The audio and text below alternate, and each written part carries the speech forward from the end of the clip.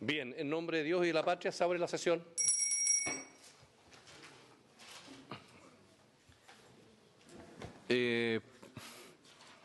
Por favor, avisarle la Secretaría a los diputados y senadores que están afuera.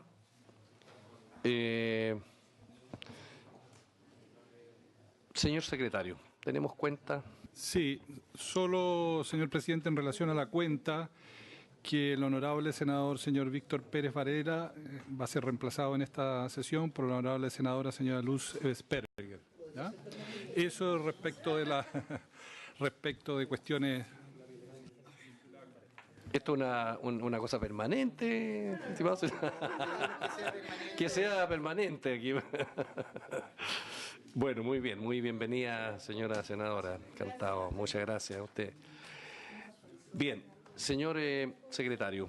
Señor presidente, bueno, el objeto de esta sesión es para continuar con el análisis de las diferencias surgidas con ocasión de la tramitación del proyecto de ley iniciado en moción del honorable senadores señores Araya, Espina, Arbó y Larraín, que sustituye el decreto ley número 321 de 1925, que establece la libertad condicional de los penados.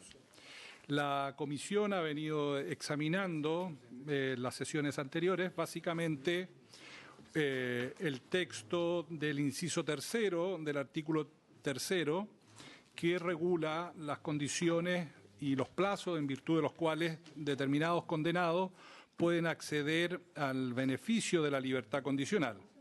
El inciso tercero del texto aprobado por la Cámara de Diputados en el segundo trámite constitucional. ¿En qué página estamos, señor secretario? Estamos en la página 8 del texto comparado. Por favor, página 8 del texto comparado. Sí, en segundo trámite constitucional, la Cámara de Diputados, como ustedes recordarán, estableció una regla especial respecto de las personas condenadas por delitos de homicidio, homicidio calificado, violación, secuestro, sustracción de menores, detención ilegal, tormentos o rigor innecesario, asociación ilícita.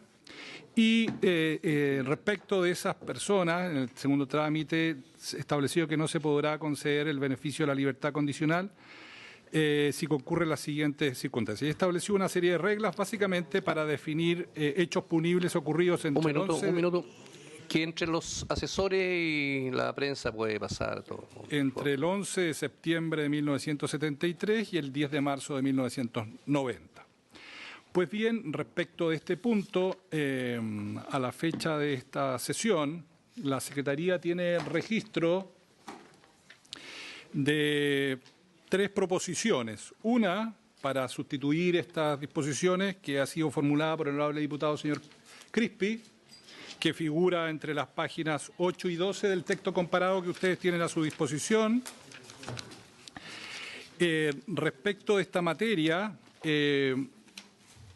también el Ejecutivo ha propuesto una redacción que está contenida entre las páginas 18 y 20 del texto comparado, Presidente, que es un nuevo artículo 4. para hacer economía en el tiempo, las indicaciones que hicimos las vamos a retirar. Entonces, terminó. Y también originalmente había una redacción propuesta por los honorables diputados señores Soto y Walker que figuraban en las páginas 16 a 18.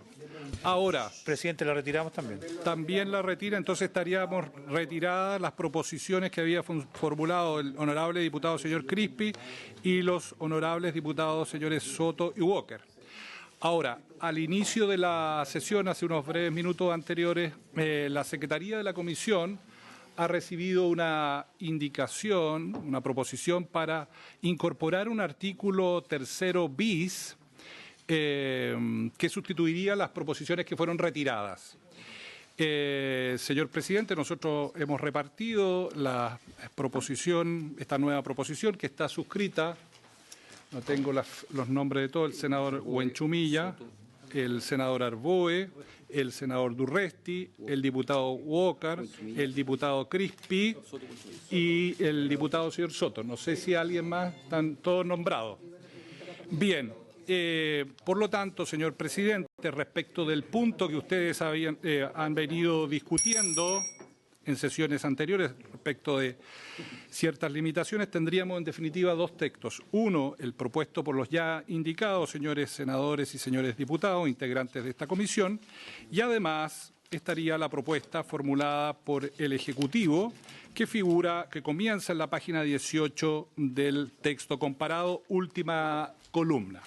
Ese es el estado del arte, señor presidente y señores parlamentarios. Muy bien, señor secretario. En consecuencia, nos quedamos con dos indicaciones, la última presentada por los señores senadores y diputados y la del Ejecutivo.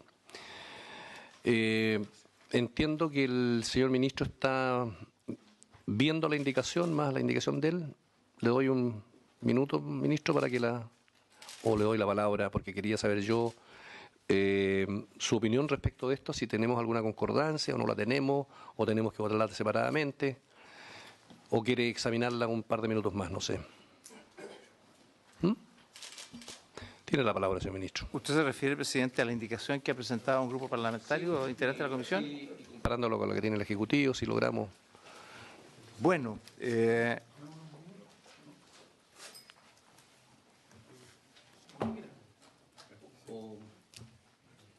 sí, a ver, presidente, nosotros hemos estado trabajando desde el primer día buscando el mayor entendimiento posible en un tema que ha resultado, como todos sabemos, complejo. Hemos presentado una y otra vez indicaciones que van en la línea de buscar cómo aplicamos en nuestro régimen de libertades constitucionales el Estatuto de Roma, los principios contenidos en el Estatuto de Roma. Y tratando de acercar posiciones hemos cambiado, hemos hecho ajustes una y otra vez a la propuesta que hemos hecho inicialmente.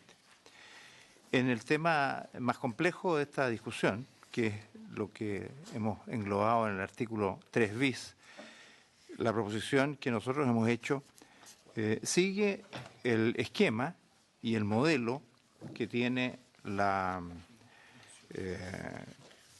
el Estatuto de Roma. ¿Ahora se llama artículo 4? Sí, así es.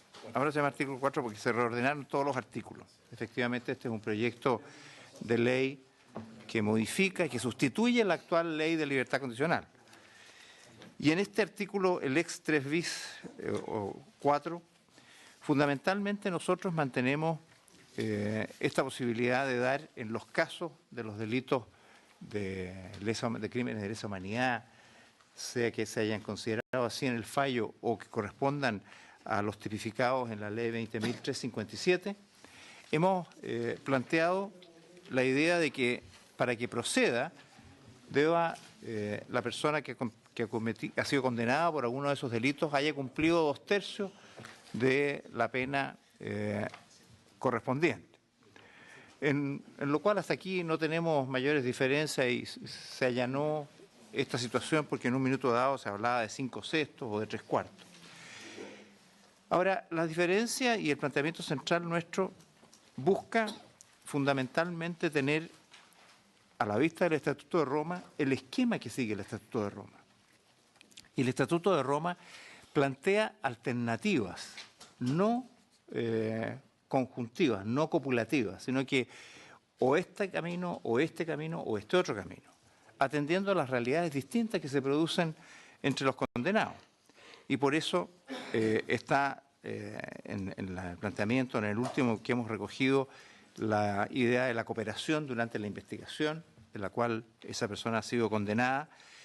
Una segunda que es que acredite que ha aportado antecedentes serios e idóneos en otras investigaciones que puedan haber ocurrido con posterioridad.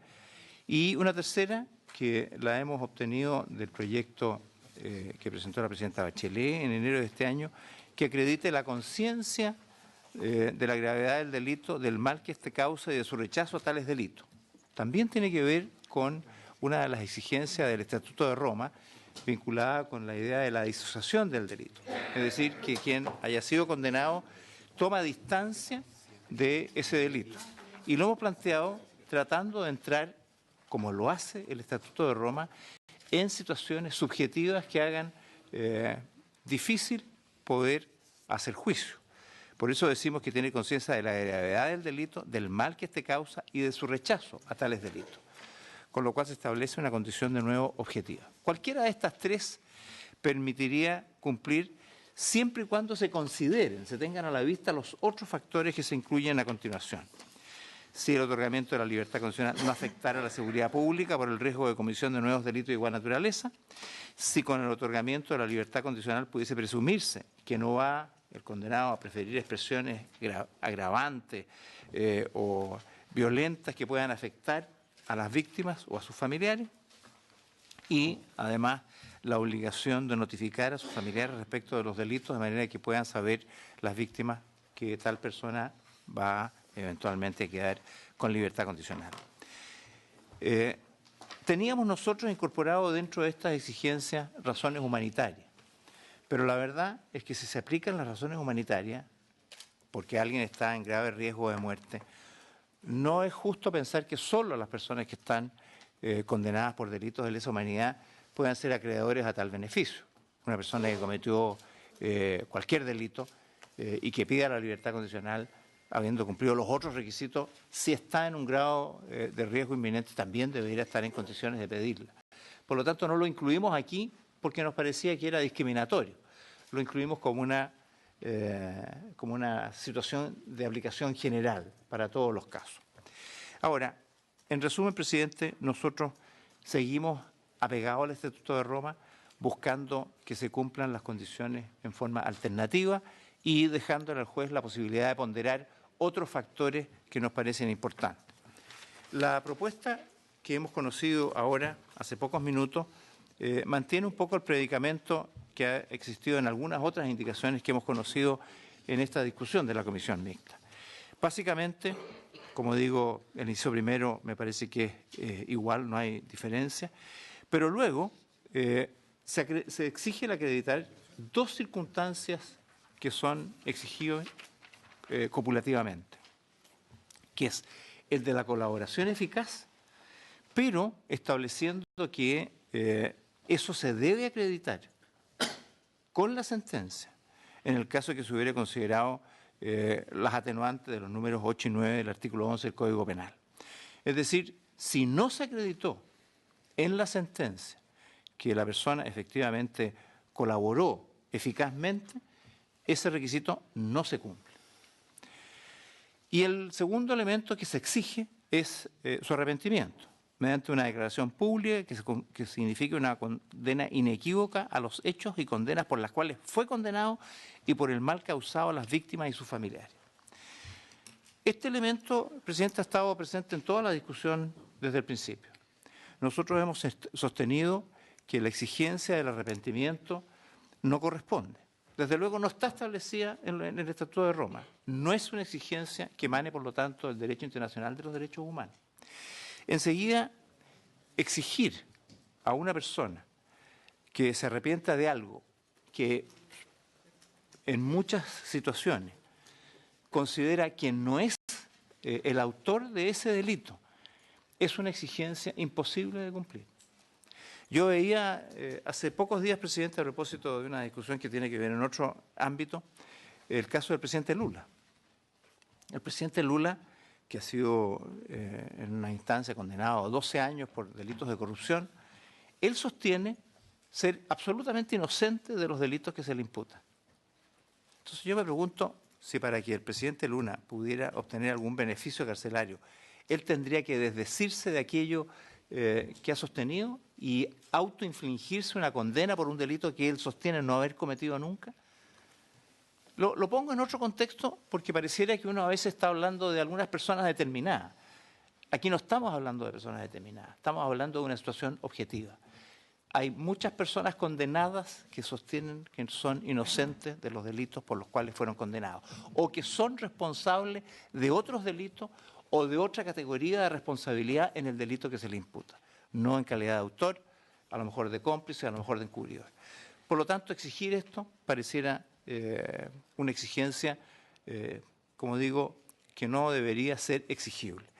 Más aún, como se ha sostenido también en parte en la jurisprudencia, porque eso supone adentrarse y hacer exigencias que corresponden al fuero íntimo, a la conciencia de las personas. Por lo tanto, no pareciera razonable. Además, presidente, ocurre una situación compleja. Si la sentencia no acreditó la cooperación eficaz de esa persona, de nada le sirve arrepentirse, porque el arrepentimiento es una exigencia adicional. Por lo tanto, estamos frente a una situación bastante compleja en el evento que así ocurra. Nosotros habíamos planteado, cuando hablábamos de la cooperación eficaz, que se podía acreditar habiendo reconocido la sentencia este hecho, pero no es el único camino por el cual se podía acreditar, precisamente para dejar abierta una posibilidad. Pero tal cual está redactado, aquí se exige la cooperación eficaz que se debe acreditar con el reconocimiento en el fallo judicial de que esa persona efectivamente así procedió y por lo tanto, en virtud de que ese elemento está, se le aplica la atenuante correspondiente. Esa situación, presidente, nos parece que hace que en realidad aquí, digamos lo más sencillo, se están planteando condiciones que probablemente van a ser imposibles de cumplir. Pero que es más fácil decirlo así, digamos, porque en el fondo muchas de las indicaciones que se hacían al principio, exigirle 5/6, más arrepentimiento, más, etcétera, es decirle las personas que han cometido un delito de lesa humanidad no merecen la libertad condicional. A mí me parece eso más claro. Dentro del derecho internacional de los derechos humanos no hay ningún tratado que prohíba esto.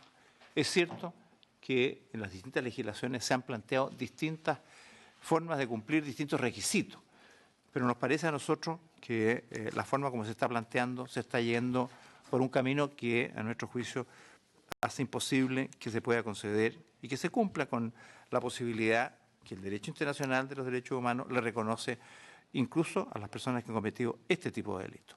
Por eso nosotros queremos insistir en nuestra indicación, en nuestra propuesta, que nos parece que realmente corresponde con las exigencias del derecho internacional humanitario y hace posible resolver un tema sobre el cual hemos discutido mucho y que creemos, hemos elevado los estándares, hemos establecido exigencias claras, precisas, que son mayores que las que tienen cualquier otro autor de delitos, incluso muy graves. Delitos de violación con homicidio, no tienen las exigencias que tienen estos condenados por delitos de lesa humanidad. Entiendo la diferencia, hay una diferencia que uno puede considerar como objetiva y por eso hay una distinción. Por lo tanto, para la libertad condicional a algunos les bastará con cumplir la mitad, otros requerirán 2/3 y otros, además de los 2/3, requerirán requisitos adicionales. Y todos tienen que cumplir algunos requisitos comunes también que están en los primeros artículos de este proyecto, respecto de los cuales tenemos, entiendo, bastante consenso. Así es que con esta explicación, presidente, yo quisiera manifestar que creo que estamos avanzando hacia un proyecto que hace muy difícil cumplir el objetivo de otorgar este beneficio y que establece condiciones que no exige el derecho internacional de los derechos humanos. Nosotros hemos establecido una situación objetiva. El Estatuto de Roma habla de condiciones alternativas, no copulativas, y con los rasgos y características que hemos recogido nosotros en nuestra propuesta. De manera que estamos haciendo una propuesta que nos parece satisface la exigencia de niveles fuertes y duros por la gravedad del delito que queremos subrayar. Nos merece el mayor repudio y la mayor condena los delitos de lesa humanidad y por eso concordamos en la necesidad de exigencias adicionales, pero entendiendo que incluso en esa hipótesis es posible solicitar bajo condiciones duras y exigentes, es posible cumplir los requisitos que se puedan establecer. Ese es el comentario que yo haría, presidente, así, en forma espontánea de lo que he podido leer en estos minutos. Bueno, muchas gracias, señor ministro. Entonces hemos escuchado, después de una serie de sesiones, una síntesis respecto de los fundamentos de la indicación del Ejecutivo. Entonces yo voy ahora a ofrecer la palabra a un senador y un diputado que puedan sustentar la otra indicación para después de eso ofrecer la palabra en un debate más general y después de eso resolver. Entonces ofrezco la palabra al senador Gerard Boe. Sobre un tema metodológico. Pasa que el señor ministro ha argumentado respecto de la indicación del Ejecutivo. Como son indicaciones incompatibles entre sí, y por un tema más bien de metodología que siempre se ha ocupado en la comisión, quizás sugerir, si le parece, señor presidente, usted que toma la decisión, que argumentado por el ministro la indicación del Ejecutivo, votemos la indicación del Ejecutivo y luego pasamos a discutir las indicaciones de los senadores y diputados que se han presentado, porque como son incompatibles, no es posible ver las dos al mismo tiempo. Si le parece, presidente, su decisión. No, a mí me parece primero escuchar, digamos, los argumentos generales en todo, después abrir un espacio y después resolveríamos cómo procedemos a votar. Le ofrezco la palabra al señor senador. Muy bien. Bien. Bueno, presidente, a ver, un grupo de senadores y diputados y senadores de la oposición, hemos suscrito un acuerdo destinado a mejorar el texto que se ha propuesto de modificación del artículo 3º bis, hoy día entiendo que es el artículo 4º, si no me equivoco, el nuevo, sí. Lo que busca en general, señor presidente, el texto es incorporar elementos adicionales, requisitos adicionales para la postulación al beneficio de libertad condicional. Previo a esto, es importante hacer presente que el ministro ha argumentado su indicación, señalando que el arrepentimiento no encuentra un amparo en el derecho internacional. Y a este respecto me gustaría precisar que si bien no está en una ley internacional, el derecho internacional contempla el arrepentimiento a través de lo que denomina la manifestación objetiva de arrepentimiento. Lo consigna incluso en las reglas de procedimiento del propio Estatuto de Roma. El Estatuto de Roma, además, hay que ser muy claros, no solo aborda materias propias de libertad condicional, también aborda mecanismos de rebaja de condena. Y por eso entonces es más laxo, digamos, en sus supuestos, digamos. De aplicarse la indicación del Ejecutivo, podría ocurrir que la libertad condicional tuviese un estatuto más relajado, incluso que los beneficios intrapenitenciarios, ya que los beneficios intrapenitenciarios hoy día exigen a todo evento y siempre la colaboración. En consecuencia, creo que es importante destacarlo para efectos de precisar cuál es el ámbito en el que estamos moviendo. Luego de dicho lo anterior, es importante señalar que acá nosotros hemos consignado un principio. Ese principio es que, tratándose de crímenes de lesa humanidad, aquellos a los cuales el legislador nacional e internacional les da la mayor gravedad en el orden de delitos, aquellos que han sido condenados por un delito de esta naturaleza deben reunir requisitos adicionales a aquellos que han cometido delitos que, siendo graves, no tienen el carácter de crímenes de lesa humanidad. Por ello, incorporamos dos elementos. El primero es que al momento de postular, estos condenados deberán acreditar haber colaborado sustancialmente en el esclarecimiento del delito o confesado su participación en el mismo, o bien, todas alternativas, aportado antecedentes serios y efectivos de los que tenga conocimiento en otras causas criminales de similar naturaleza. Esto obviamente se debe acreditar en la sentencia, en el caso hubiera considerado alguna de las atenuantes del número 8 y 9 del artículo 11 del Código Penal, o con un certificado que así lo reconozca expedido por el tribunal competente. Nuestro objetivo en este primer requisito es justamente incentivar la cooperación, la colaboración en el esclarecimiento de causas criminales. Y estamos hablando, vuelvo a insistir, estamos hablando acá de cooperar en el esclarecimiento de causas criminales seguidas por crímenes de lesa humanidad. Se trata de no cualquier tipo de colaboración, sino aquella que tenga evidentemente carácter de seria y responsable. El segundo requisito es haber manifestado su arrepentimiento mediante una declaración pública que signifique una condena inequívoca a los hechos y conductas por las cuales fue condenado y por el mal causado a las víctimas y sus familiares. ¿Qué estamos exigiendo acá? Estamos exigiendo que, vuelvo a insistir y voy a reiterar esto, el condenado por un crimen de lesa humanidad que ha cumplido 2/3 de su condena, manifiesta arrepentimiento respecto de las causas que lo han condenado. Cuando se pone el ejemplo acá del expresidente de Brasil, Lula da Silva, la verdad es que, sin yo tener mayor cercanía, quiero decir que no es un ejemplo adecuado. Primero, porque se trata de un proceso en curso. Y al igual que los actuales condenados por violación de derechos humanos, él también tiene el legítimo derecho a no inculparse en el proceso. Aquí no hay proceso pendiente, aquí hay condena. Estas personas fueron condenadas. El Estado de Derecho democrático, a través de una institución independiente denominada Poder Judicial, ha considerado, por los elementos probatorios sostenidos en juicio, que esas personas son culpables en la calidad de autor, cómplices o encubridores de crímenes de lesa humanidad. Primera gran diferencia. Segunda gran diferencia, por deleznable que puedan parecer los delitos de corrupción. Dicho sea de paso, que esta misma comisión, la Comisión de Constitución, en otra mixta, estamos viendo el aumento del agravamiento de las penas. No es comparable, por favor, delitos de carácter económico con crímenes de lesa humanidad.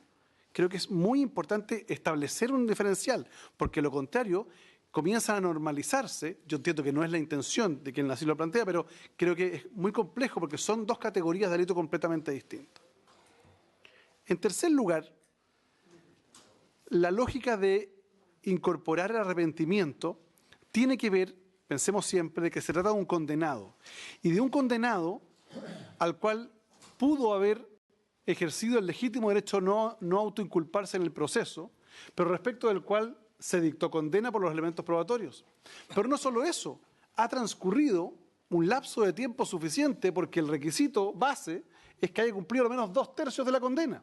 Y un crimen de lesa humanidad tiene condenas apenas bastante altas. En consecuencia, habiendo transcurrido 2/3 de la condena, salvo el caso particular nuestro, digamos, la media prescripción, pero 2/3 de la condena, lo que supone entonces es que esa persona ya ha asumido que más allá de su declaración de inocencia, ha sido condenado y además ha ido cumpliendo ya una parte importante de su condena, y lo que se pretende es que mediante una declaración pública haga una significación inequívoca a los hechos y conductas por las cuales fue condenado, particularmente por el mal causado a las víctimas o a sus familiares. Es decir, lo que se busca en esta declaración pública es que haya a lo menos una reparación pública respecto a las víctimas y sus familiares respecto a los hechos que esta persona en las cuales ha participado en calidad de autor, cómplice o encubridor. Además, obviamente, nosotros incorpora, digamos, que la comisión además va a valorar otros factores como que están incorporados también en algunas normas internacionales, que la libertad condicional no vaya a afectar la seguridad pública por el riesgo de la comisión de nuevos ilícitos de esta naturaleza, que si el condenado ha facilitado de manera espontánea la ejecución de la solución ante la etapa, y se establecen un conjunto de otros elementos. Pero lo sustantivo son estos dos elementos: la colaboración sustancial y, en segundo lugar, el arrepentimiento. Alguien dijo por ahí también que la colaboración sustancial no era necesaria. Para nosotros es un hecho fundamental. Lo elevamos a la categoría de principio, toda vez que el esclarecimiento de crímenes de lesa humanidad requiere o habría requerido la cooperación de muchas de las personas que hoy día están condenadas, que, consultadas con posterioridad sus condenas, se niegan permanentemente a cooperar, entrabando el legítimo ejercicio del acceso a la justicia y, obviamente, la justicia para otras víctimas y sus familiares. Por eso, el presidente, hemos presentado esta indicación que creemos que es plenamente compatible con los principios de derecho internacional, que resguarda los derechos fundamentales, que establece la posibilidad de obtener el beneficio, pero en la medida que se cumplan al menos estos dos requisitos, sin perjuicio de los otros que están establecidos en el artículo. Eso es, presidente. Muchas gracias, señor senador. No sé si algún diputado, señor Soto. Muchas gracias, señor presidente. Lo primero que quiero destacar respecto de esta indicación es que como Parlamento nos estamos haciendo cargo de un vacío que no tiene ninguna justificación. Hoy día hay numerosas personas que están cumpliendo condenas por delitos de lesa humanidad y se le aplica una regulación que viene de 1925, que no reconoce de ninguna manera el estatus que hoy día tienen esta clase de delitos en Chile y a nivel internacional.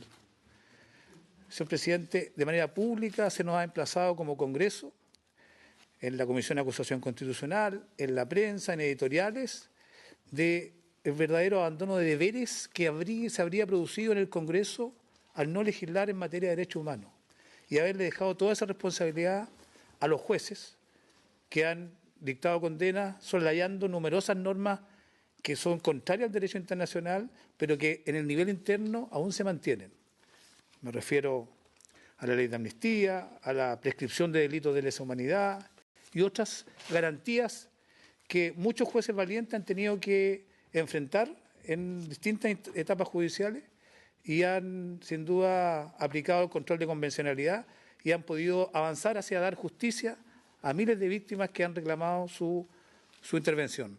Pero se nos hace ver al Congreso que nosotros no hemos hecho nuestro trabajo y en eso yo le encuentro razón.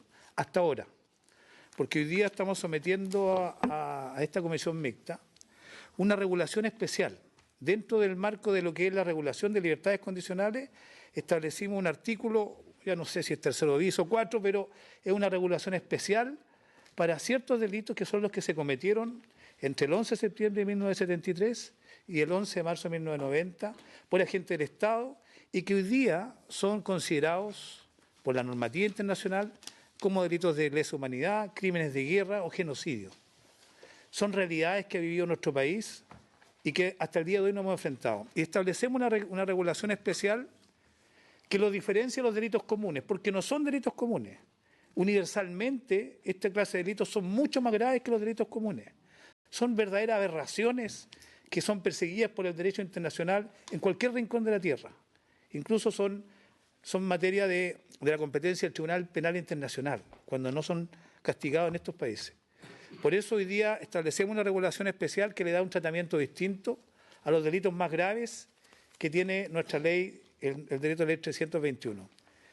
Presidente, nosotros establecimos un estándar que es el siguiente, que recoge todos los criterios y principios que establece el derecho internacional de los derechos humanos para esta clase de delitos. Nosotros estamos adaptando la legislación chilena a los estándares de derecho internacional. Al respecto, yo quisiera leer brevemente un informe del Instituto Nacional de Derechos Humanos que me ha llegado, lo voy a poner a disposición de la comisión, que señala sobre esto, sobre los estándares que debe tener la regulación de libertades condicionales, lo siguiente. El Instituto Nacional de Derechos Humanos, en relación a la última sentencia de la excelentísima Corte Suprema, esto es de fecha 11 de septiembre de este año, comprende y comparte el dolor que ha producido en las víctimas y familiares que durante décadas han buscado la verdad y la justicia respecto a las graves, masivas y sistemáticas violaciones a los derechos humanos ocurridas en nuestro país. Respecto a los beneficios carcelarios, si bien de acuerdo al derecho internacional de los derechos humanos, toda persona tiene derecho a acceder a esta libertad condicional, es importante recordar que en el caso de graves, masivas y sistemáticas violaciones a los derechos humanos, existen requisitos diferenciados que es deber de los poderes colegisladores regular adecuadamente. Entre estos requisitos, el INDH ha afirmado que debe considerarse la especial gravedad del delito como criterio principal. Segundo, haber escuchado a las víctimas o sus familiares. Tercero, también que el condenado haya expresado su voluntad de cooperar con la investigación. Y cuarto, y que la conducta del condenado durante su detención revele un auténtico arrepentimiento y en ningún caso, y aquí hay una garantía de impunidad, en ningún caso conlleven a la impunidad. Esos son los requisitos generales que el INDH, que es una institución chilena, que nos sirve de puente con la legislación internacional, nos dice que hay que considerar. Y por eso nosotros elaboramos esta propuesta que tiene 3 requisitos relevantes, que es un núcleo de esta indicación. Uno, un tiempo mínimo que debe cumplir la persona privada de libertad. Son delitos demasiado graves y, por lo tanto, se le debe aplicar el estándar en esta materia, que es el más grave del decreto de ley 321, que son 2/3 de la pena. en general. Un segundo requisito que se agrega al anterior que tiene que ver con que el condenado debe haber cooperado con la investigación. Y ahí el senador Arboe lo ha descrito en todas sus facetas, en colaboración sustancial en la averiguación de su delito o de otros delitos similares. Y en tercer lugar, tiene que haber manifestado su arrepentimiento mediante una declaración pública que signifique una condena inequívoca a los hechos y conductas por las cuales fue condenado y por el mal causado a las víctimas y sus familiares. Esos son los tres requisitos base. Se agregan otros factores, pero se le entrega la posibilidad que el juez pueda valorarlos de acuerdo a las circunstancias del caso, que son también expresión del derecho internacional.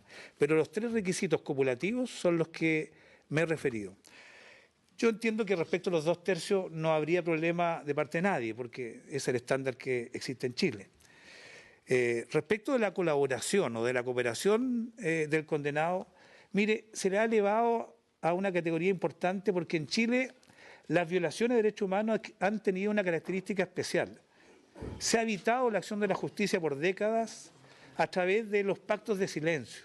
Es decir, los mismos autores, colaboradores de estos delitos, se han concertado para no entregar información y por esa vía han conseguido evadir la acción de la justicia. Si uno analiza los casos de condenados por esta clase de delitos son ínfimos en relación al total de las víctimas que hay. Pues bien, nosotros hemos elevado esta categoría de la cooperación o la colaboración esencial para romper precisamente esos pactos de silencio e incentivar a que funcione la justicia en nuestro país. Creo que es una contribución y un recogimiento de una realidad que se ha expresado en nuestro país. Y en segundo término, respecto al arrepentimiento, el Ejecutivo ha hecho algunas observaciones que me parece que no corresponde acoger. Una, de que afectaría la garantía que tienen las personas de no autoincriminarse. Ya lo dijo el senador Arboe, esa garantía es universal. Efectivamente, nadie puede ser obligado a confesar un delito. Pero eso ocurre hasta que existe condena ejecutoriada, hasta que se ha juzgado su delito. En el caso de lo que estamos viendo hoy día, son personas que están absolutamente condenadas cumpliendo una pena.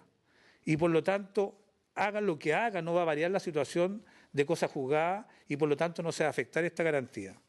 Y por último, se ha dicho que afecta la conciencia de la persona, que habría una especie de violencia moral al obligarlo a suscribir esta declaración de arrepentimiento. Mire, presidente, las personas que están ahí están condenadas. Por el Estado de Derecho estableció a través de un proceso que esa persona es responsable de graves delitos, no cualquiera, de graves delitos. Y por lo tanto, la obligación que tiene un condenado es cumplir íntegramente la condena. Íntegramente. Esa fue la que recibió cuando se le notificó su cumplimiento total. Y lo que se le ofrece acá es una alternativa para acortar el tiempo de la condena. Es un beneficio, no un gravamen. Es un beneficio que le permitiría cumplir la pena por medio alternativo en libertad, pero que sin duda no va a agravar la situación. Y la persona estará en libertad de suscribir esta declaración y optar a este beneficio o simplemente cumplir con la sentencia que todos los chilenos y el Estado de Derecho le asignó. Y por lo tanto yo veo que no hay ningún inconveniente para que podamos aprobar algo como lo que se está proponiendo. Eso, presidente. Muchas gracias, señor diputado. Entonces ahora vamos a abrir el debate para después resolver el tema. Diputado, señor Crispi. Gracias, presidente. Sí, yo entiendo que pueden haber discrepancias del efecto jurídico, pero creo que en eso el senador Arboe y el diputado Soto han expuesto respecto a las diferencias de opinión. Pero quisiera hacer la consideración política de si es mucho o poco o de si es proporcionado considerar estas dos garantías. Es decir, si es mucho pedirle a una persona que quiere solicitar una libertad condicional, que está condenado por un crimen de lesa humanidad, que demuestre arrepentimiento públicamente y que haya colaborado. Yo creo que no es mucho. Me parece que es lo justo. Porque al final, en este caso, el paraguas se trata de cómo impedir la impunidad.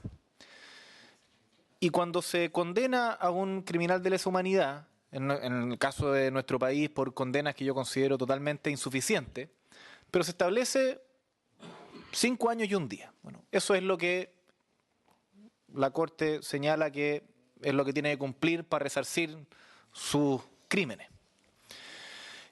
Y bueno, y esa persona quiere estar menos tiempo. Entonces, ¿cómo, solicitando esa libertad condicional, uno puede impedir la impunidad? ¿Cuál es el costo para ese tipo de casos? Yo creo que el piso es el arrepentimiento y es la colaboración. Porque recordemos que en el ámbito de los derechos humanos, las violaciones de los derechos humanos no es solamente sobre las personas cuyos derechos más fundamentales fueron violados. El derecho internacional también señala que es sobre sus familiares. Y en este caso, evidentemente, cuando se entrega una libertad condicional en la forma en que se entregan hoy día y que se seguirían entregando en la propuesta del Ejecutivo. Yo creo que la propuesta del Ejecutivo es muy débil. Creo que no se hace cargo al final y en las distintas propuestas que se han hecho, bueno, terminan más o menos donde mismo, donde son muy pocos los requisitos, donde uno puede hacer un listado de innumerables requisitos, pero si uno le pone una O al final de cada uno de esos requisitos, bueno, la verdad es que no es tan dura la barrera que le pone el Estado a esas personas para conseguir la libertad condicional. Y en eso, mi opinión política, siendo también hoy día 11 de septiembre, es que este Congreso no puede dar una señal menor que ante la incapacidad de los tribunales de justicia del 90 en adelante, de haber hecho justicia, no en la medida de lo posible, sino haber hecho justicia en serio, bueno, es que nosotros pongamos los estándares que corresponden respecto a las libertades condicionales. Y creo que hemos tenido la conversación con el Ejecutivo, hemos mandado las propuestas, valoro enormemente el trabajo, se han tratado de acomodar las cosas, pero no da. Y el acuerdo no puede ser un mantra que nos lleve al final a acordar cosas donde no hay acuerdo. ¿No? En este caso, creo que no hay acuerdo. Algo que quisiera rescatar de la última propuesta del Ejecutivo, presidente, tiene que ver con la notificación a las víctimas, que es algo que ninguna de las propuestas que habíamos hecho nosotros desde la oposición creo que está. Me parece que es algo relevante que habla de la empatía que hay con las víctimas en el caso de que se otorguen las libertades condicionales. Y por tanto yo espero, presidente, que ojalá en esta sesión podamos votar al menos el 3 bis o el 4, el número que nos queramos poner de acuerdo, pero me parece que es importante también que la legislación se hace en un contexto y el contexto en el que estamos hoy día es el 11 de septiembre y es necesario darle una señal a la ciudadanía respecto a cuál es la dirección que va a tomar esta comisión en relación a libertades condicionales. Gracias, presidente. Gracias, señor diputado. Diputado, señor Coloma, tiene la palabra. Muchas gracias, presidente. Quiero partir por señalar respecto a lo que acaba de decir el diputado Crispi, dos comentarios. El primero, que lástima que una fecha que desune y divide a los chilenos se utilice para hacer un punto político de este tema. Creo que no era la fórmula. Y segundo, decir que el propio Estatuto de Roma establece respecto de las posibilidades para reducir la pena, ni siquiera para la libertad condicional, sino que para la reducción de pena, establece que la Corte Penal Internacional puede concederla solo si se consideran o concurren uno o más de los siguientes factores. Dice que no es suficiente. Aquí la Corte Penal, a través del Estatuto de Roma, establece que es uno o. Por lo tanto, todos los calificativos rimbombantes respecto de por qué tienen que ser copulativos y no cada uno tomado en cuenta, difieren de lo que señala el propio Estatuto de Roma, que aquí en reiteradas ocasiones se cita, pero que no se lee, o no se quiere leer, o no se quiere entender. Decir que aquí la verdad es otra. Que aquí lo que se quiere, en esta fecha, hacer que ninguna de las personas que hoy día está condenada por delitos que se cometieron entre el 63 y el 90 pueda salir en libertad condicional. Esa es la verdad. ¿Y qué se hace? Se busca una fórmula jurídica que es bien evidente, porque la letra A señala haber colaborado sustancialmente en el esclarecimiento, al final dice lo anterior, se acreditará con la sentencia. Toda esta persona ya tiene la sentencia. Entonces es imposible en los hechos que alguien que no colaboró en su momento pueda acceder a la libertad a la libertad condicional. Porque evidentemente aquí dice, o con un certificado que así lo reconozca. ¿Qué certificado va a reconocer algo cuando ya hay una sentencia que está ejecutoriada?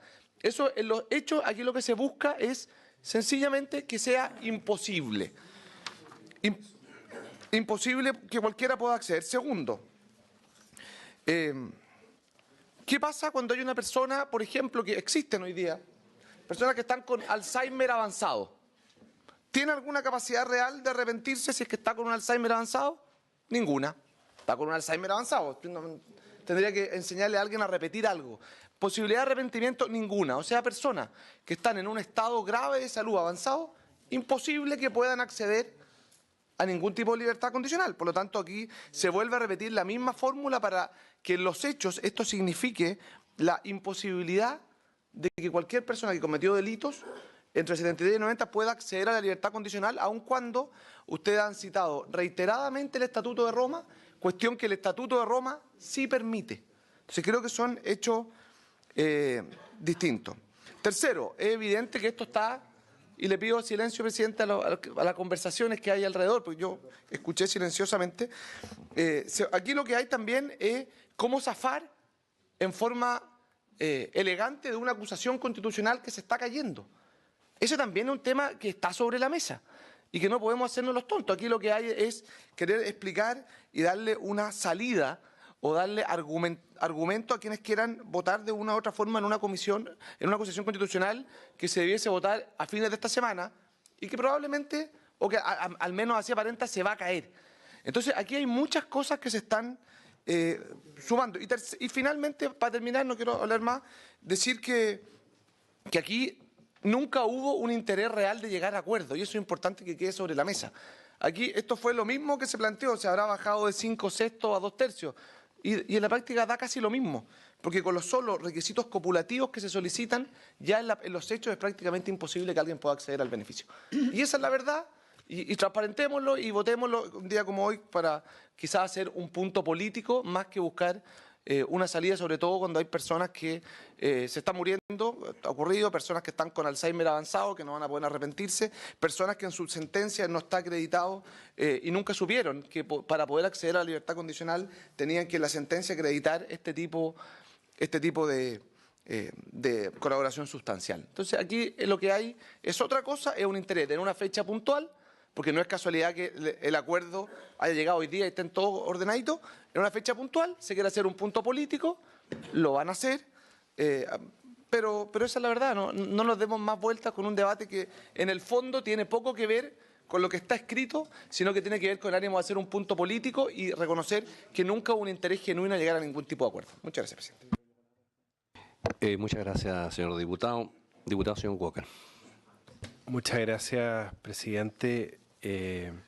Yo me imagino que no solamente interés de la oposición, de quienes circunstancialmente estamos en la oposición, el que se haga justicia en materia de violación a los derechos humanos. Yo entiendo y quiero creer y entender que es un interés de todos los órganos colegisladores.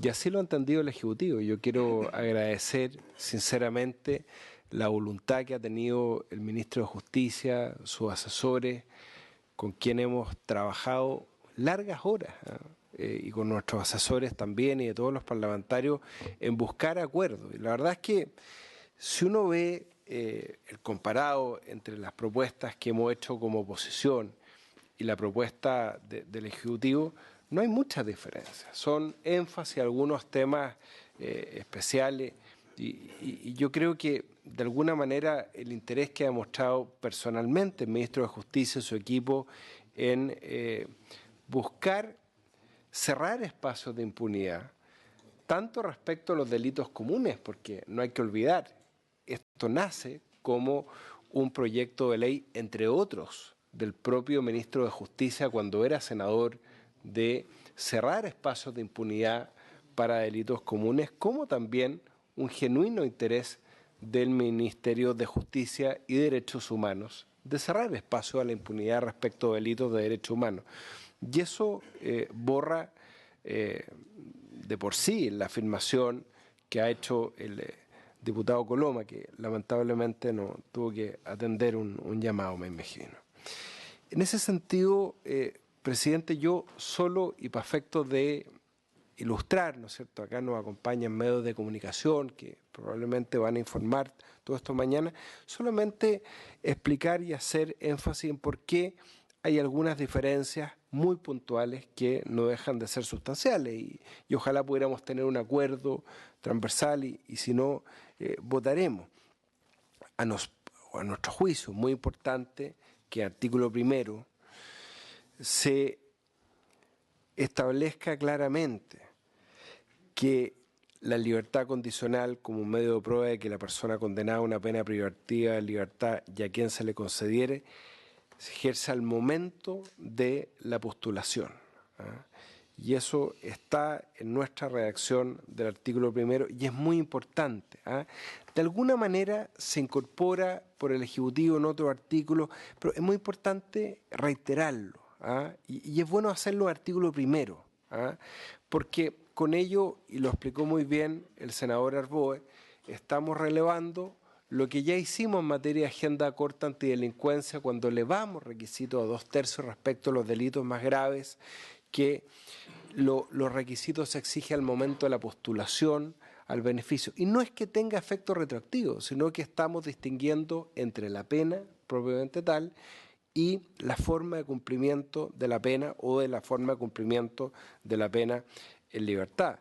Y por eso es que los delincuentes comunes, cada vez que interpusieron recursos de amparo, fueron indefectiblemente rechazados porque entendieron nuestros tribunales superiores de justicia que nosotros podíamos aumentar los requisitos y si lo aumentamos respecto de los delitos comunes con mayor razón. Podemos hacerlo respecto a los delitos contra los derechos humanos contemplados en los tratados internacionales de derechos humanos como el Estatuto de Roma, que tanto la antigua Sala Penal de la Corte Suprema como la propia Corte de Apelaciones, por ejemplo, en el fallo recurrido con motivo del otorgamiento de las últimas 7 libertades condicionales, ¿no es cierto?, que han originado una reacción, ¿no es cierto?, en contra por parte de la doctrina, nuestros profesores de derecho penal, profesores del derecho, de los derechos humanos, están contestes en que, bueno, los tratados internacionales se aplican directamente, ¿no? Porque imagínese usted, presidente, si tuviera que depender de la voluntad de cada dictador el replicar en su legislación interna los tratados internacionales de derechos humanos para que estos se pudieran cumplir. Si la gracia que tienen precisamente los tratados internacionales de derechos humanos es que son un límite a la soberanía en Chile, en Venezuela, en Nicaragua y en cualquier país, o en China, como diría el diputado Naranjo. Entonces, la verdad, presidente, es que ese punto es fundamental, pero aun cuando pudiera considerar el intérprete, ¿no?, que los tratados requieren una suerte de reproducción interna en la legislación nacional, bueno, nosotros acá estamos cerrando cualquier espacio de impunidad y por eso, como dijo muy bien el senador José Miguel Insulza, cuando nos constituimos como comisión,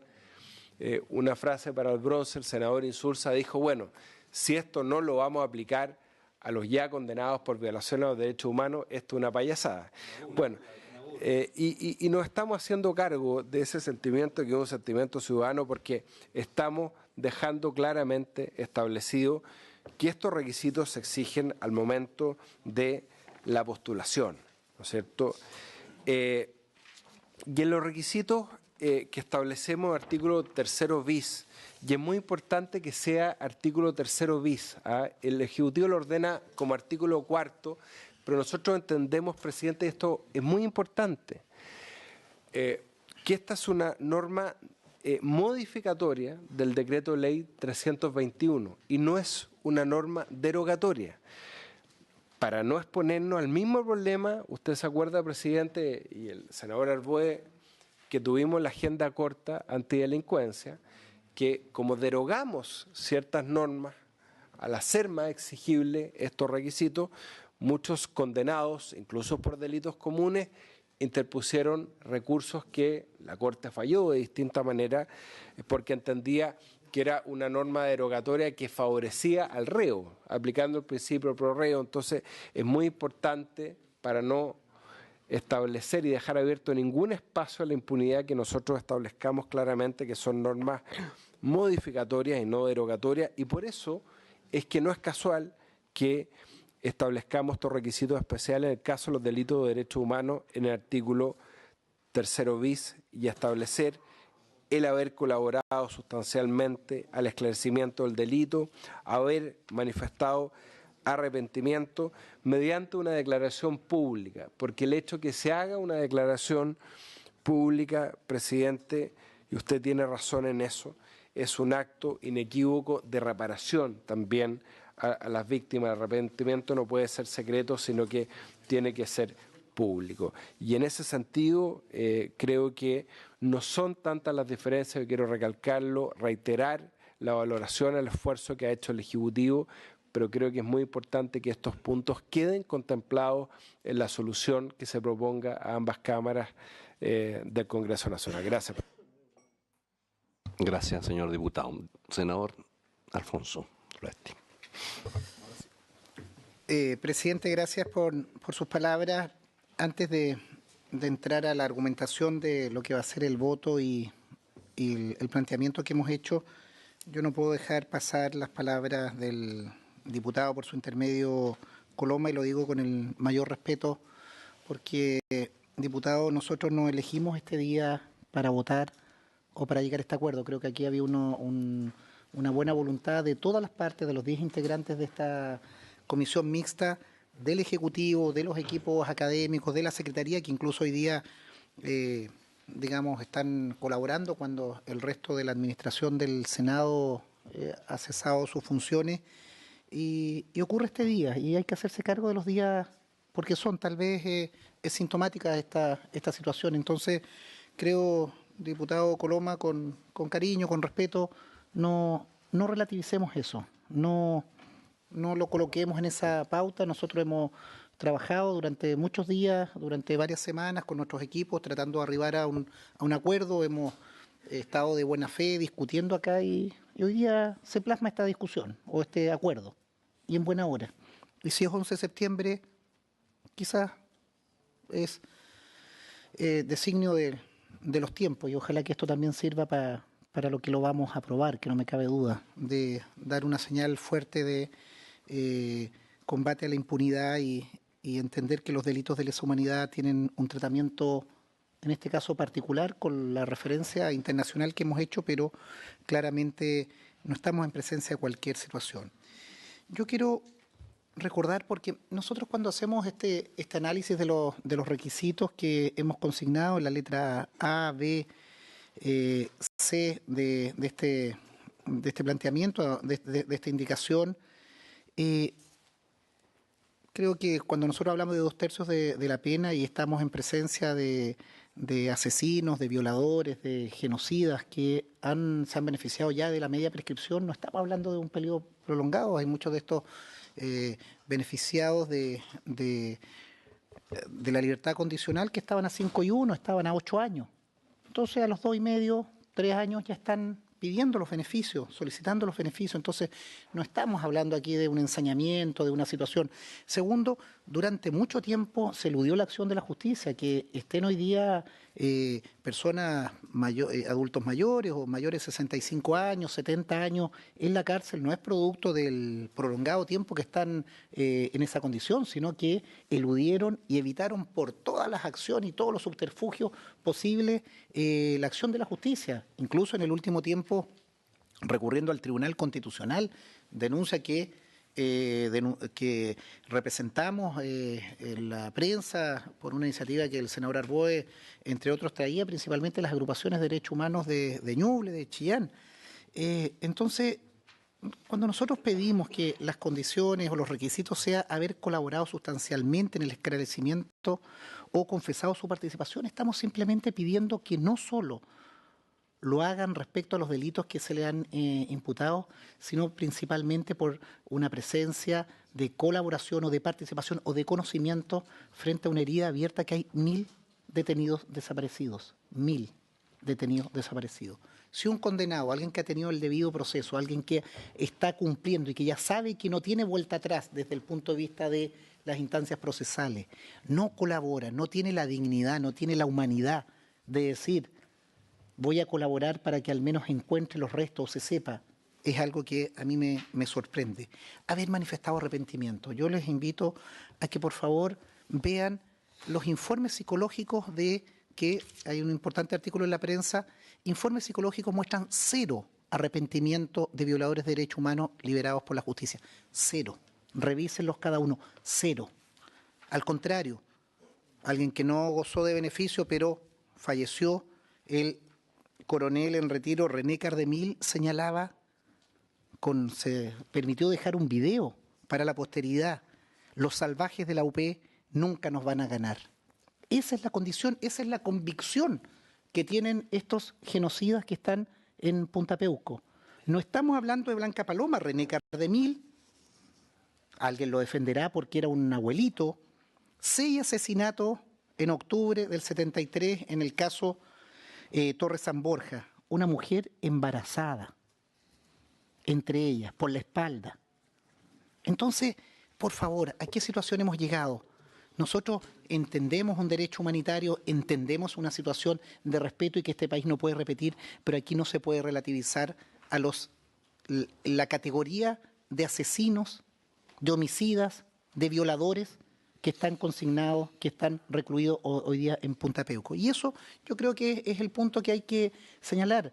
No vamos a aceptar, yo soy senador del Partido Socialista, por la memoria de a quienes asesinaron, a quienes mataron, a quienes hicieron desaparecer, no vamos a aceptar un tratamiento distinto, que no sea la máxima rigurosidad respecto de este tipo de condenados. Y la ventana por la cual han salido, la situación por la cual ellos se han aprovechado de esto, sin ningún arrepentimiento. Y aquí no lo comparo con países de los cuales no tenemos referencia. España, por favor revisen el arrepentimiento. Es una norma fundamental para sanar a la sociedad, para que no se convierta en definitiva que ese liberado genere el temor, la repetición de la conducta y la afrenta para quienes son los familiares o cercanos a quienes asesinaron, a quienes violaron, a quienes hicieron desaparecer. Yo pido un poquito de humanidad. Nosotros no queremos ser vengativos, simplemente entender que el Estado de Chile, esta comisión mixta, la sociedad entiende que los genocidas y los violadores de derechos humanos no van a tener los beneficios de delitos comunes. Y también, ministro, en la misma referencia, Lula da Silva no ha sido condenado por delito de lesa humanidad. Delitos graves y que cumpla la pena si corresponde. Que cumpla la pena que corresponde. Pero comparar a Luis Ignacio Lula da Silva con René Cardemil, asesino de 6 civiles por la espalda, una embarazada entre ellos, no se compara. Y creo que ahí hay un tratamiento distinto, obviamente. Procedimiento para la libertad condicional de los delitos comunes, el procedimiento. Relación para estos homicidas, aquí está el planteamiento que hemos hecho de manera unánime como oposición. Y yo lo que pido, presidente, es que procedamos a votar esta propuesta. Muchas gracias, señor senador. Estimada senadora, tiene la palabra. Gracias, presidente. Bueno, a mí no me ha tocado, estoy aquí reemplazando al senador Víctor Pérez, pues no he estado, por lo tanto, en la discusión de este proyecto. Sin embargo, y a pesar de ello, creo que es importante manifestar una opinión. Quisiera decir un par de cosas. Efectivamente, no estoy de acuerdo con la indicación que hoy día se ha presentado. Sí estoy de acuerdo con la entregada por el Ejecutivo y las razones las tengo más o menos claras, las que voy a exponer, ¿no es cierto? Primero, porque creo que estamos hablando como acá se ha señalado, de personas condenadas por delitos graves. Pero esas personas, aun cuando estén condenadas por delitos extremadamente graves, uno de los pocos derechos que tienen no solamente estas personas, sino que la mayoría de quienes son condenados, es el derecho a optar un beneficio de la libertad condicional. Y el optar a un beneficio de una libertad condicional no puede ser algo que en definitiva quede en una letra muerta porque sea imposible cumplirla. No podemos establecer requisitos que en la práctica son inoperantes, por ejemplo, como los que aquí se han señalado, ¿no es cierto?, de pedir que esta colaboración sustantiva esté en la sentencia, porque esas sentencias ya se han escrito y por lo tanto se han dictado y por lo tanto ya no hay posibilidad de preocuparse que en ellas se ingresen a esta altura, porque además el beneficio es al momento, o los requisitos hay que acreditarlos al momento de solicitar la libertad. Segundo, respecto a esa misma colaboración, se dice aquí que se puede acreditar con un certificado que así lo reconozca, que sea expedido por el tribunal competente. A mí me gustaría que eso se revisara. Creo que eso va en contra de lo establecido en el artículo 65, número 2 de la Constitución, en que debiera ser eso iniciativa exclusiva del presidente. Acá estoy de acuerdo con que debe existir, como lo decía el senador que me antecedió, la mayor rigurosidad. Yo creo que en eso nadie está de acuerdo. Pero la mayor rigurosidad no puede ser sinónimo de solicitar algo que es imposible. Y creo que estos dos requisitos que aquí se han puesto hacen que este derecho al beneficio de la libertad condicional si esto se aprueba de la manera que está, va a quedar redactado, va a poder llegar a ser ley, pero va a ser en el fondo imposible de cumplirlo. Por lo tanto, creo que aquí, como señalaba bien el ministro Larraín, me parece a mí que sería más fácil transparentar que lo que se quiere en definitiva es no otorgar la libertad condicional a estas personas que han cometido este tipo de delitos, mañosamente, ¿no es cierto?, poner requisitos que en la práctica lo van a hacer imposible. Por lo tanto, efectivamente, yo también manifiesto que en el caso del arrepentimiento hay o se violenta la conciencia de algunos condenados, sobre todo de aquellos que jamás han reconocido la autoría de los hechos, no obstante que estén condenados. Pero existen muchos condenados que mueren señalando que son inocentes. Por lo tanto, el exigirles que se arrepientan significa obligarlos a cometer delitos que ellos jamás han reconocido. Y eso, sin duda, es violentar la conciencia de una persona en aras de lograr obtener un beneficio. Creo que incluso, no obstante no lo exija el Estatuto de Roma y que los requisitos allá sean alternativos, incluso aunque llegaran aquí a acordarse que fueran copulativos, lo importante sería que esos requisitos pudieran ser cumplidos y no imposibles como queda expresado en esta indicación, presidente. Gracias. Muchas gracias, señora senadora. Diputado, señor Fuenzalía. Gracias, presidente. Yo quiero hacer un par de consideraciones solamente. En primer lugar, creo que algo hemos avanzado, porque lo que llegó de la Cámara de Diputados fue la imposibilidad que estas personas condenadas a delitos de lesa humanidad pudiesen optar a este beneficio. Entonces, yo creo que primera cosa es que estamos todos de acuerdo que hoy día, y de acuerdo a la legislación internacional de los derechos humanos, los condenados de lesa humanidad sí pueden optar a este beneficio. Yo recuerdo por su intermedio, presidente, al senador Durresti, la primera sesión de esta comisión mixta, dijo que él no estaba de acuerdo en que tuvieran ningún beneficio. Hoy día habla de dignidad y habla también de que no busca venganza. Yo entiendo que obviamente al estar hoy día abierto que sí puedan tener beneficio cumpliendo estos requisitos copulativos. Así que veo que hay un avance, pero estoy hablando yo, senador, por su intermedio, presidente. Yo lo escuché atentamente. Entonces yo creo por lo menos hemos dado un paso en que consideramos que el condenado de delito de lesa humanidad sí puede acceder a este beneficio. Ahora, dos requisitos bastante difíciles de cumplir y que son copulativos. Yo creo que si lo que yo escuché acá hablando de los pactos de silencio, yo creo que si uno quiere efectivamente romper estos pactos de silencio, tiene que tener ciertos elementos que tiendan a que las personas puedan cooperar, al establecer lo que quede fijado el momento de la sentencia, que quizás al menos el momento menos preciso para que esa persona quiera colaborar, cierra la puerta que en el futuro, mientras esté cumpliendo esa condena, pudiese querer dar información y colaborar. Pero eso ya quedó zanjado porque quedó determinado en la aplicación del atenuante. Entonces, si uno dice, bueno, nosotros queremos que los pactos de silencio se rompan, bueno, hay que dar incentivos para eso. Bueno, estos elementos, no, porque no lo está dando, porque la persona en el momento del juicio, en el momento de su condena, se acabó la posibilidad de cooperar después en el futuro. Entonces, cuando ella quiera cooperar, cumpla los dos tercios de la pena y quisiese optar a este beneficio y quisiera cooperar o dar información, ya no la puede dar. Ahora, después agrega un certificado. Eso yo lo encuentro curioso. Quizás por el 18 de septiembre, cercano al 18 de septiembre, casi folclórico, porque yo no lo he visto nunca en nuestra legislación que el tribunal emita un certificado. Si eso que tiene que quedar determinado de una manera precisa en un fallo.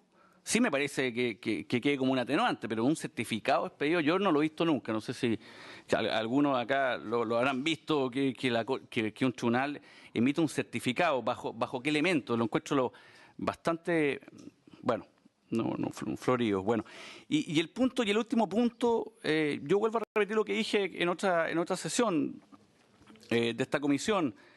Creo que el Estado metiéndose en el fuero interno de las personas no corresponde.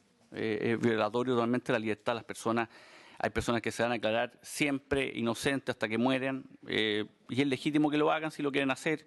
No le podemos imponer como un requisito una reflexión de su fuero interno. Yo creo que eso, a mí por lo menos, por un tema de convicción, no me parece.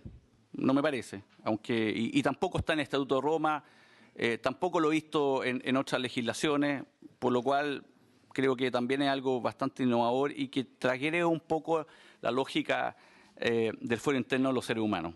Y por eso, obviamente, esta propuesta, que tampoco tiene mucho novedoso, porque es la propuesta que hizo la presidenta Bachelet antes de irse de su mandato en los últimos minutos, en el mes de enero, creo que fue que presentó un proyecto que es casi exactamente igual a este. Así que estamos retomando el mismo proyecto, o están retomando los que lo han patrocinado, el mismo proyecto que dejó presentado el gobierno anterior. Eso, presidente, gracias. Bueno, muchas gracias, señor diputado. En esta ronda queda solamente pendiente la intervención del senador Alamán, si lo estima pertinente, y después el presidente de la comisión. Senador Alamán. Sí, Sebastián, después va a hablar el presidente sobre su punto de vista. Sebastián. Gracias, presidente. Quisiera precisar, bueno, destacando que efectivamente acá por lo menos hay un acuerdo de la Comisión en orden a regular un estatuto en la libertad condicional respecto a esta materia, cuestión que no está abordada en este decreto ley 321. Pero me parece que acá hay un punto que no se ha hecho mención que es bastante importante de acuerdo a las finalidades que se persigan con esto, que es por qué en los modelos de legislación y de jurisprudencia internacional no hay un modelo como el que se está proponiendo en base a requisitos copulativos. Ese modelo es inexistente. Es inexistente. Cuando uno ve el Estatuto de Roma, es un modelo de ponderación. ¿Esto por qué? Porque no es solamente que concurra alguno de los factores, sino como bien ha desarrollado la propia Corte Penal Internacional, dice se tienen que ponderar unos requisitos con otros. Y es lo mismo que ha hecho la Corte Interamericana de Derechos Humanos recientemente, cuando evaluó y opinó sobre el indulto otorgado al expresidente Fujimori, que es lo más reciente en materia de derecho penal internacional, donde hace justamente lo mismo. Estos factores tienen que ser ponderados, no es que pueda haber una copulatividad, ni tampoco basta que concurra uno solo. Y es lo que hemos nosotros propuesto como Ejecutivo. Ahora, ¿por qué se hace esto? porque justamente, como bien señalaba el diputado Fuenzalía, pueden haber justamente desincentivos a lo que se persigue, que es la colaboración. Y voy a poner el siguiente ejemplo. Si una persona tiene antecedentes respecto de otras causas, pero se considera inocente respecto de la suya, no tiene ningún incentivo esta propuesta para que esa persona entregue antecedentes. ¿Y por qué? Porque además de entregar incentivos, se le exige que manifieste arrepentimiento de su propia conducta. Por lo tanto, de aprobarse esta propuesta, esa persona no va a tener ninguna motivación de colaborar en causa ajena, porque no va a tener ninguna posibilidad ni siquiera de postular a una libertad condicional. Y si uno mira, nuevamente, bajo la lógica de los requisitos copulativos, la situación inversa, hay problemas respecto de la posibilidad de que esto se aplique in actum. ¿Y qué quiero decir con esto? Una persona está absolutamente arrepentida de la conducta por la cual fue condenada. No obstante, no fue reconocida bajo una atenuante su colaboración. Supongamos incluso que la sentencia señaló que prestó colaboración, pero no fue de una colaboración de una entidad tal que le da para configurar una atenuante. Y esa persona manifiesta pleno arrepentimiento. Bueno, esa persona no tiene manifestación de información respecto de otras causas. Esta propuesta lo que hace es negarle a esa persona la posibilidad de acceder a una libertad condicional. Incluso aunque manifieste públicamente cualquier opinión en favor de las víctimas y cualquier reparación, incluso económica respecto a las víctimas. Ahora, esto pasa, y esto es importante tenerlo presente, porque la propuesta lo que exige es que en la causa propia se la haya considerado en la sentencia de la colaboración. Si uno ve el reglamento de establecimientos penitenciarios que se reguló precisamente hace 2 años, una norma especial para delitos de esta entidad, tiene una fórmula distinta que se hizo por la administración anterior. En el artículo 109 ter, que insisto es un artículo agregado hace 2 años en el reglamento de establecimientos penitenciarios, se establece incluso la facultad para otorgar estos beneficios que la persona colabore incluso con posterioridad a la dictación de su propia sentencia. Porque lo que está haciendo es fomentar que las personas colaboren, no obstante ya pueda haber tenido una condena previa. Esta situación que yo puedo comentar justamente puede ser un elemento que se pueda discutir a la hora de juzgar un caso concreto si es aplicable o no en actum. Porque la persona está diciendo, luego de yo haber sido condenado, el Estado me está diciendo que antes de la condena debía haber colaborado, porque no tengo información respecto de otras causas. Y si no, ¿cómo se puede probar entonces que la persona sí tiene información de otras causas? Por lo tanto, se está estableciendo un requisito copulativo imposible de cumplir.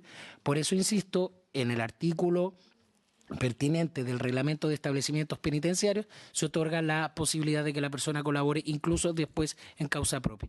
Pero hay otro antecedente que también es importante tenerlo ahí en consideración, en ese mismo artículo 109 ter, que insisto fue introducido el año 2016, que también algo se ha vaticinado, que tiene que ver con la colaboración en causa ajena, cuando se señala en este artículo del año 2016 que lo puede acreditar por cualquier medio idóneo.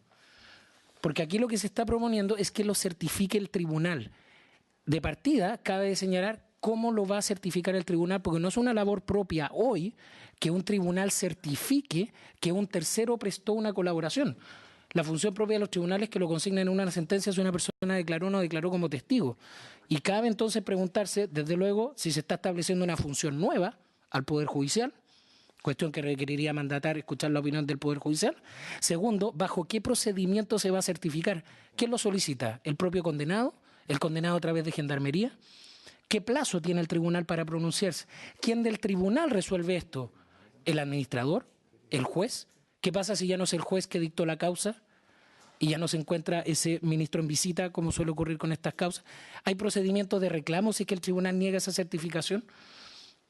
Creo que ahí queda un vacío y precisamente traigo a colación lo que fue la modificación del reglamento de establecimiento penitenciario, donde, insisto, se establece que por cualquier medio idóneo el condenado puede proveer este tipo de información y es una cuestión que tiene que ser valorada por la comisión.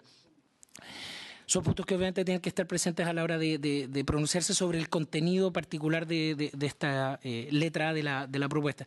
Y termino con dos puntos. Efectivamente, como señaló el diputado Crispi, nosotros incorporamos un inciso final que nos parece que también es algo que recoge la jurisprudencia reciente en materia de derechos humanos que aconseja que se notifique a las víctimas de las resoluciones que se tomen en este punto. sin especificar ni la hora ni la fecha, efectivamente, para que no hayan posibles reacciones en contra, pero es una medida que parece bastante prudente que lo exige el derecho internacional. Y sobre la modificación o no de la normativa actual, nosotros hemos propuesto una ley nueva, que es lo que ha nacido desde la moción que dio origen a este proyecto, fue lo que aprobó el Senado, fue lo que aprobó la Cámara de Diputados, y es lo que nosotros mantenemos de derogar el decreto ley. Es un decreto ley, una legislación irregular del año 1925. Tiene la misma terminología que el mío CID. La misma terminología. Habla de extingue con S, ley con I latina. Ha tenido ya más de 10 modificaciones. Por lo tanto, si estamos además cambiando la naturaleza jurídica de la libertad condicional, bueno, no sé si vale tanto la pena mantener, insisto, un decreto ley, que es una legislación irregular que va a cumplir 100 años en el próximo tiempo. Por lo tanto, esa ha sido la lógica de por qué hemos mantenido nosotros la propuesta, que como viene aprobada por ambas cámaras, de establecer una nueva regulación, presidente. Bien, señor ministro. Y después... Gracias, presidente. Muy breve, porque avanza la hora. Y quiero, en lo fundamental, desde luego refrendar que se trata de un proyecto que sustituye al otro. Así fue presentado por quienes iniciamos su tramitación. Reemplázase este decreto por un texto nuevo, una ley que establece este nuevo régimen de libertad condicional. Pero eso no es lo más importante, presidente. Yo quiero hacerme cargo, y sobre todo para la historia, que el proyecto que ha estado promoviendo el Ejecutivo en esta materia, para complementar la iniciativa que se presentó en su minuto, busca, entre otras cosas, hacerse cargo de otorgar la libertad condicional a quienes han sido condenados por delitos de lesa humanidad en condiciones exigentes, de acuerdo al derecho internacional humanitario. En ese sentido no tenemos diferencia en lo sustantivo con otras propuestas. Y nos hemos inspirado en el Estatuto de Roma. No ha sido una elección al azar, puesto que ese es el único estatuto que regula de alguna manera esta materia. Ya me voy a referir a esto porque hay una diferencia que no es menor. Quiero, sin embargo, decir que en ese sentido, la indicación de los parlamentarios que hoy día han introducido un nuevo texto difiere de la nuestra, estableciendo más exigencias que las que establece el Estatuto de Roma. Ahora, ¿eso es posible de hacer? Por cierto que es posible de hacer. Es más, uno podría decir, yo quisiera que no se otorgaran las libertades condicionales a los autores de delitos de lesa humanidad o a otros también, porque es una manera de cumplir el beneficio que uno podría decir, yo se la voy a dar a algunos, no a todos. Y por lo tanto, ¿es posible tener más requisitos? Sí. ¿Es posible negarla? También es posible. Lo que yo solamente quiero certificar, presidente, es que nuestra propuesta se atiene a las exigencias y a los estándares internacionales del derecho internacional de los derechos humanos. Quiero dejarlo establecido porque más allá de las diferencias que podamos tener, hemos trabajado en ese espíritu y yo agradezco a quienes han reconocido esta forma de trabajo que hemos hecho. Enseguida, quiero señalar, a propósito de un comentario que hizo el senador Arboe, que el Estatuto de Roma no se refiere a las libertades condicionales, sino que solo a las rebajas condicionales. Y las rebajas de pena son al final mucho más duras que la libertad condicional, porque cuando a alguien le rebajan de 10 años a 9 o a 8, le están regalando pena. Cuando a alguien le otorga una libertad condicional, no le está cambiando la pena a cumplir, sino que está estableciendo un modo distinto. Es más blanda, por así decirlo, la libertad condicional. De manera que cuando le exigimos los requisitos de las rebajas de pena, estamos subiéndole todavía aún más el estándar a un beneficio como es el de la libertad condicional. Yo creo que es importante así señalarlo. Y por eso es que hemos sostenido que ese estándar es suficientemente exigente y no exige, entre otras cosas, el arrepentimiento. Ahora, sí quiero pedirle, por lo que nos conocemos, que entendamos las comparaciones en su justo alcance. Ciertamente, el expresidente Lula no ha cometido un delito de lesa humanidad ni ha sido juzgado por eso. Y no es eso lo que hemos estado comparando. Lo que se está comparando, estimados senadores Durresti y Arboe, es la situación que enfrenta una persona que es condenada por algún delito, aunque todavía está el proceso pendiente y puede ser declarado inocente. Pero a pesar de que los tribunales lo han condenado en principio por 12 años, le han impedido postular, y a pesar de toda la campaña internacional que se ha hecho, acompañada por algunos ilustres personeros de este país, él sostiene que es inocente. Y a lo mejor es inocente. Pero imaginémonos, porque puede ocurrir, ya que ha seguido un proceso en que ha tenido algunas condenas, pudiera ser que lo condenara, pudiera ser, aunque fuera por un delito menor. ¿Por qué le vamos a exigir que se arrepienta si él tiene la convicción de haber sido honesto? Mire, voy a poner una situación todavía más dolorosa para mí, que es la situación del senador Jaime Orpi. Al senador Jaime Orpi se le acusa de haber cometido cohecho. Y él jura y rejura que hizo muchas leceras, pero cohecho no. Y le podrán ofrecer, como le han ofrecido, beneficios de distintos tipos, y él no acepta ni va a aceptar nunca eso. Lo pueden condenar. Y el día de mañana, para pedir la libertad condicional, le van a pedir que se arrepienta de lo que hizo, cuando él, de nuevo, no va a ser condenado por un delito de lesa humanidad, por cierto, pero estoy simplemente poniéndome en la situación de una persona que es condenada por algo que dice no haberlo cometido. Y el senador Orpi, a Jaime Orpi, lo podrán condenar, le podrán regalar algo bajo la condición de que diga que fue culpable de eso y no lo va a hacer. Prefiere pasar en la cárcel que arrepentirse de algo que él sostiene no haber hecho. Entonces, yo les digo, tengamos en claro que hay situaciones objetivas. Y por eso que cito los casos de Lula y ahora de Jaime Orpi, no porque se trate de delito de lesa humanidad, sino que por la condición humana de una persona que es condenada por algo que sostiene no haber cometido. Esa es una situación. Y por eso también, eso tiene que ver con los pactos de silencio. Ahora, solo quiero hacer el alcance, que las personas, existen los pactos de silencio, no cabe la menor duda, pero las personas que se han beneficiado de ellos son los que están afuera. Si los que están adentro ya no les sirvió el pacto de silencio porque los condenaron.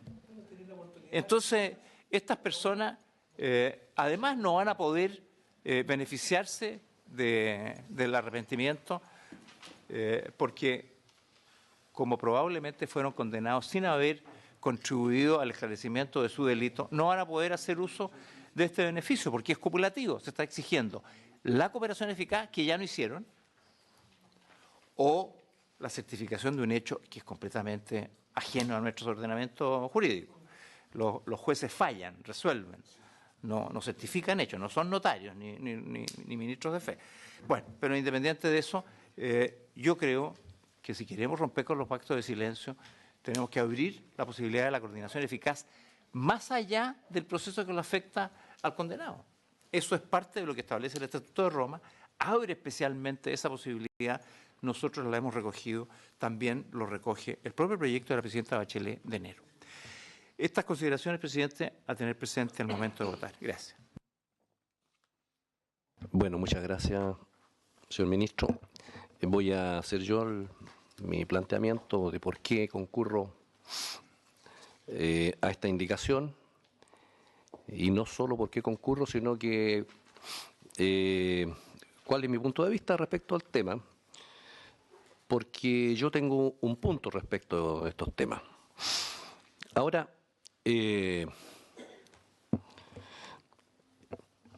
hay una cuestión de tipo general de que las normas que dicta el Poder Legislativo son siempre normas generales, sin pensar en un determinado grupo o persona a la cual está dirigida. Entonces, la generalidad de la norma es una cuestión consubstancial a ella.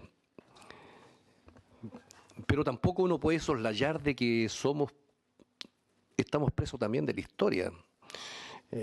Y precisamente por eso es que este tema es tan controvertido y no es de fácil despacho. Y hemos hecho enormes esfuerzos con el gobierno y el señor ministro y sus asesores para tratar de buscar una salida que nos permita haber tenido una propuesta común. No ha sido posible porque el tema no es de fácil despacho, digamos, porque la noche nos persigue. Porque detrás de todo esto también hay un problema de una confianza histórica y política de lo que ha pasado en Chile en los últimos 45 años. Entonces es inevitable que eso nos persiga a la hora de poder tomar una decisión jurídica en torno a este proyecto. Yo quería hacer dos consideraciones respecto de la letra A y de la letra B. Probablemente la letra A, de haber colaborado y que esto esté en la sentencia, refleja el grado de profunda quiebre y desconfianza que tenemos en la sociedad chilena. Porque si nosotros dejáramos abierta esa norma en el sentido de que cualquiera pudiera arrepentirse, aunque en el proceso no hubiera dicho nada, entonces estaríamos simplemente haciendo una norma inocua, que quedaría entregada meramente a la voluntad de la persona, digamos, sin ninguna exigencia objetiva, y eso entre nosotros no es creíble. No es creíble por la historia, por lo que hemos vivido. Entonces tiene que haber una exigencia objetiva, y porque además, por la generalidad de la norma, uno supone que estamos también legislando para lo que venga para el futuro, para los procesos pendientes, para los procesos que tendrán que venir, porque este cuento no está terminado con lo que tenemos hasta el día de hoy. Todavía hay muchas personas desaparecidas, hay mucho delito, hay mucha cosa que no se ha esclarecido. Entonces, uno tiene que tomar una opción, y a mi juicio la opción institucional de exigir que en el proceso, digamos, esté esto establecido, es simplemente porque lo otro sería simplemente decirle, mire, usted hágalo si quiere y hágalo si no quiere, sino que tiene que haber un cuento objetivo. Pero respecto al arrepentimiento, yo sí tengo un punto en que habíamos tenido discrepancias en la oposición, porque yo aquí tengo un detalle bastante importante a mi juicio respecto a este tema, pero creo que aquí lo hemos salvado. Por eso yo concurrí, digamos, a esta indicación. Y en esto, yo sé que estamos hablando de delitos de lesa humanidad, de delitos graves. Sé que la norma es general, pero sé que lo que hemos vivido está presente siempre como un telón de fondo. Pueden haber otras situaciones más adelante en que también el Estado esté metido, porque aquí fueron agentes del Estado los que cometieron estos delitos. Pero yo como senador de la Araucanía tengo un grupo social allá que está interpelando al Estado desde la otra parte. Y está diciéndole al Estado, mire, usted me debe algo. Y hay gente que ha usado una metodología en virtud del cual hoy día está presa o va a estar presa en el futuro. Y entonces yo me quiero colocar, digamos, en la cosa general. Y bajo ese punto de vista, a mi juicio, el Pacto Internacional de Derechos Civiles y Políticos, la Convención Americana de Derechos Humanos y nuestra propia Constitución establecen claramente el derecho a no declararse culpable. Esa es una norma que está en los tratados internacionales. Y en consecuencia, a mí me cuesta, no logro entender, que el Estado, por una parte, le diga a esta persona, mire, usted tiene el derecho a no declararse culpable. Y después el Estado dicta otra norma y le dice, mire, si usted quiere este beneficio, yo le exijo que usted sí se declare culpable y se arrepienta. Entonces, a mi juicio, esa es una cuestión que a mi juicio no solamente rige hasta el tiempo de la condena. Yo no comparto esa tesis que aquí se ha señalado, que esto después de la condena cambia, porque si no, ¿qué sentido tendría el recurso de revisión? Pues, si el recurso de revisión precisamente se basa en la posibilidad del error judicial, de que los tribunales se equivocaron y le entrega en materia civil y en materia penal la posibilidad que esa sentencia sea revisada atendida a determinadas circunstancias. Por consiguiente, yo creo que el elemento subjetivo del arrepentimiento es incompatible con el derecho que tiene la persona a no declararse culpable. Por eso que la letra B objetiviza el requisito, en el sentido de decir que ese arrepentimiento, la manifestación objetiva que va a tener, es que él condene la conducta, los hechos en los cuales, digamos, él fue condenado. Y él podrá seguir manteniendo que a lo mejor él es inocente. Y no necesariamente tiene que decir que es culpable, pero sí que tiene un juicio de reproche respecto de los crímenes, de lo que pasó, de las conductas. Y por lo tanto, yo concurro a esto en el entendido de que estamos aquí frente a un elemento objetivo y no subjetivo del arrepentimiento, que me permitió a mí, en consecuencia, firmar esta indicación. Yo esa tesis la he sostenido y la sigo manteniendo, y en consecuencia quería hacer esa aclaración para los efectos de que cada uno asuma sus responsabilidades, porque aquí tenemos muchas coincidencias, muchas cosas, en otras no coincidimos. Yo estoy pensando en otros escenarios para el futuro también, y en consecuencia esa es mi postura respecto de este tema. Habiéndose agotado la discusión, entonces vamos a proceder a colocar en votación, en primer lugar, la indicación del Ejecutivo. Señor secretario. El señor presidente pone en votación entonces la indicación formulada por el Ejecutivo para sustituir el inciso tercero del artículo tercero analizado por esta comisión.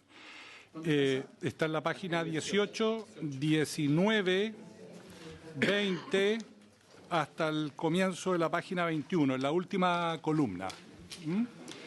En votación, entonces. Diputado señor Soto. Diputado señor Crispi. Diputado señor Walker. Diputado señor Fuenzalía. Diputado señor Coloma. Senadora Ebensperger. A favor. A favor. En contra. Un minuto, por favor.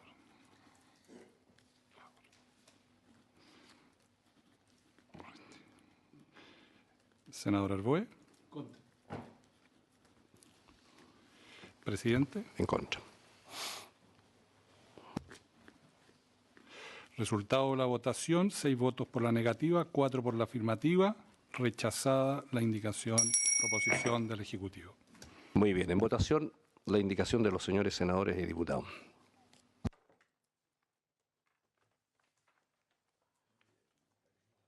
Diputado señor Soto. A favor. Diputado señor Crispi. A favor. Diputado señor Walker. A favor. Diputado señor Fuenzalía. Diputado señor Coloma. ¿Se puede argumentar brevemente la votación o no? No sé con el reglamento. Es fundamental. Muy breve. Muy bien. No, si no, Tiene que continuar la votación hasta el término. sí, no hay problema. Hubiera pedido cierre del debate, si no, no es por eso. Señor diputado, tiene usted la presidente, palabra. Solo dos cosas. Yo, evidentemente, voy a votar en contra porque hay dos inconsistencias que son gravísimas. La primera es en la letra A, que se solicite un requisito que se tiene que haber manifestado al momento de la sentencia, o sea, con anterioridad a esta legislación. Y la salida que se le da es sinceramente increíble, porque ¿cómo un tribunal va a emitir un documento, un certificado que reconozca que se colaboró sustancialmente, pero que esa colaboración sustancial no fue un atenuante?